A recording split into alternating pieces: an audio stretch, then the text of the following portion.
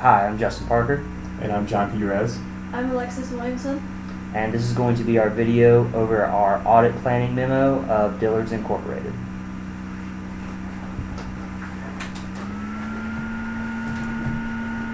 Okay, the first thing we are going to start off is talking about the engagement objectives, deliverables, and key dates. This is what we're going to be doing, what we're going to be giving to our client, that's Dillard's, and when it's going to be done. We are going to be providing an audit of Dillard's Incorporated to express an opinion of their financial statements to give reasonable assurance that their financial statements are free from material misstatements. We are going to be following the PCAOB guidelines and gas guidelines to perform this audit and make sure that we are staying within the legal rights as an auditing firm. We are going to be understanding the internal controls and begin testing all of our tests and controls around January with the release of the financial statements to make sure everything is correct and in the right order. From there, we are going to have our audit completed by March 21st, 2017, when we will release our auditing opinion based off of previous years on how long it takes us to do these. We are going to be giving our client this video as kind of an overview and understanding of what we will be doing while working with them. Next thing we're going to do is understanding the nature of the business. This allows us to get an insight onto what kind of firm we're going to be auditing and understand why they might do things the way they do. Starting off, Dillard's was opened in 1938 by William Dillard and was incorporated in 1964 in Delaware as a corporation. From there, Dillard's made its fiscal year end on the Saturday closest to January 31st for the 2016 fiscal year. That day will be January 28th, 2017. That is when their fiscal year will end. We have identified in our planning memo each of the 20 executives that run Dillard's. We have also identified their board of directors and their 3 members of their auditing committee. When it comes to the information that we have gathered about Dillard's, we use this from various sources, including their previous 10K statement release, their information found not only on Google, but other financial databases such as Morningstar and Yahoo Finance. Background information. This section kind of gives us a little bit of an overview of what Dillard's belongs to, kind of like their industry, suppliers, customers, and competition. When it comes to their suppliers, about 96% of them are imported from various locations across the globe, and that is what they use to sell their merchandise and apparel within the stores. Speaking of the industry as well, they belong to the retail industry, and in a more specific one, kind of in the fashion apparel and furniture. From there, they have identified their target customer as the middle and upper middle income women, and their target market and area that they prefer to do their selling in is the southeast, southwest, and midwestern parts of the United States. Their competition is included but not limited to Belk, JCPenney's, Macy's, Kohl's, Nordstrom, and other department retail stores, and including online retailers and other discount merchandise. In entity-level risk assessment, this is where we kind of identify the most highest points of risk for the company, trying to see where that we see the most attention we might need to give based off of potentially things going wrong. First off is high competition. As I stated previously, there's lots of different stores that they have to compete with in this region and for that particular market, so they have to be constantly worrying about whether their market share is going to decrease, and they're always trying to increase it so that way they can stay afloat. Their staying up to date is also very important, because without knowing the latest trends and fashion statements, they won't be able to stay in business. They have to make sure that people are actually going to be buying what they're selling, and to do that they have to know what people are wanting to buy. when it comes to the weather, that is another key factor for a retail industry, especially one that sells year-round. They have to be able to continue to sell when their customers want things. If you have your summer apparel out before it's needed, then you could potentially lose all the sales from the winter clothes that you could lose from that, and vice versa as well. So staying up to date with the seasons and knowing when the proper time to address when they need to make the changeover is a very important thing, because with one wrong weather prediction, they could lose millions of sales.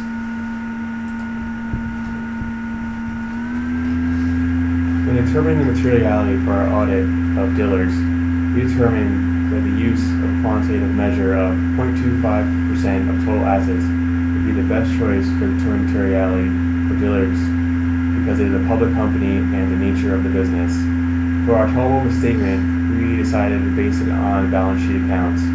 For the balance sheet accounts we considered, they include but not limited to cash, accounts receivable, inventory, and long-term debt. We believe those accounts would be great choices again for the risk associated with the retail industry. For the planning and analytics portion of our audit, we believe there should be a high focus on the current ratio, gross profit, and inventory turnover. For the current ratio, we believe it's highly important to judge the liquidity of Dillard's. As far as the gross profit is concerned, it is a highly important figure that retail industry uses to determine their profitability and success, and we believe it can lead to other areas where we can investigate further. We also believe the inventory turnover is also a very measured to use, because the nature of the industry, it also shows how quickly the product is moving within the stores, and we would also like to know how the product and sales and inventory turnover reflect the stock price associated with the company. For testing purposes, we decided to go with a 95% confidence level, a 5% tolerable deviation, and an expected population deviation rate of 2.25. We feel these levels for testing are a great suitable choice for the retail industry and Dillard's. Along to our planning, we believe a year-end audit would be the best choice for the audit of Dillard's, due to the high volume and great amount of revenue that is generated during the third and fourth quarter of the company. When working with assertions of accounts that have a high inherent risk, we believe the accounts that have the highest inherent risk include inventory, cash, and accounts receivable. As far as inventory is concerned, we will be looking for existence and valuation. Existence determine if the inventory does in fact exist, and valuation determine if the approximate and accurate number is listed on the balance sheet for our stakeholders of the company. We also believe cash is also an important account, determining the completeness of the management assertion, to determine that the transactions that have occurred are properly recorded and accurately recorded. We also will look into accounts receivable, determining the existence of the accounts within the company and determine if their accuracy is presently recorded on the balance sheet. When determining significant deficiencies or material weakness within Dillard's and reviewing the 10K report, we did not see any significant deficiencies or material weakness in the report that was provided with the audit from KPMG. With the audit of KPMG, they determined an unqualified opinion for the financial statements and internal controls. Due to their findings and our research of the company, we determined that the control risk is low, which will lead to a medium to high inherent risk that we will place in the company. After doing further testing, and we determined that the control risk is indeed higher, we will lower our detection risk to a suitable level to gain a better understanding of the company.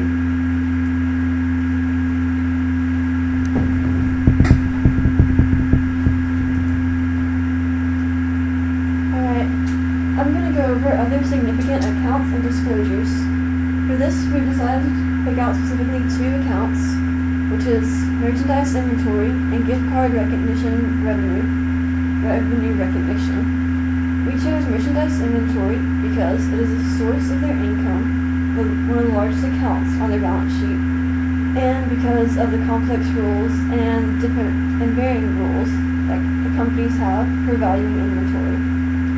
We chose gift card revenue recognition as an account because gift cards are a large part of their business, but there is no set date on when they have to be redeemed. And because of this, we have to check their methods for determining when they are going to determine if the revenue is abandoned, if the gift cards are abandoned, and they should go ahead and recognize that revenue even though it has not yet been claimed or earned. Next, I'm going to talk about the pressure on management.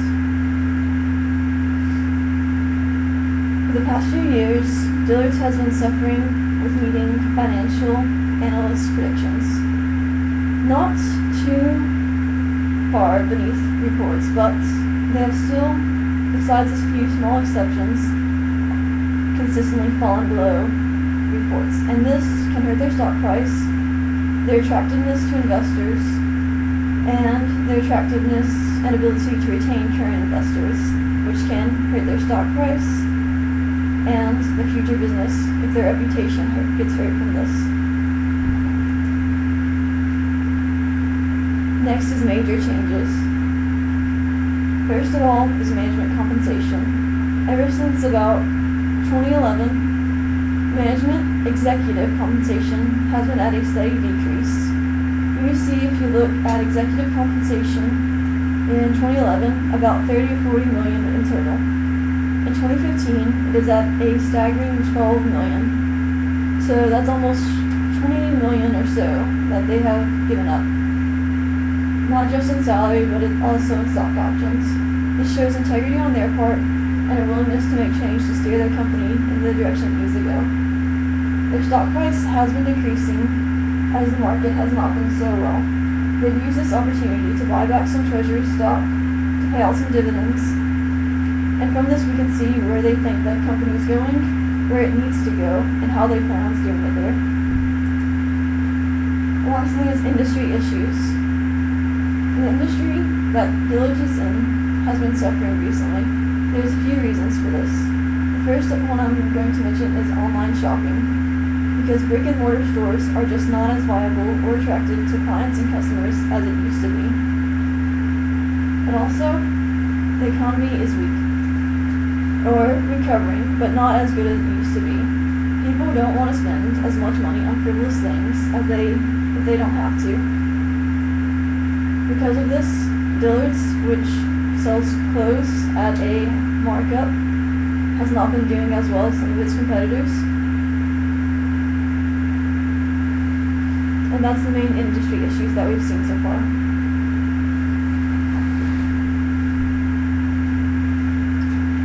Once again, I'm Justin. I'm Alexis. And I'm John Perez. And we have signed and dated our memo April 27th, 2016, and have agreed to follow not only the rules and guidelines dictated by our firm, along with those in the PCAOB and the generally accepted auditing standards set forth by the organization as well. Thank you.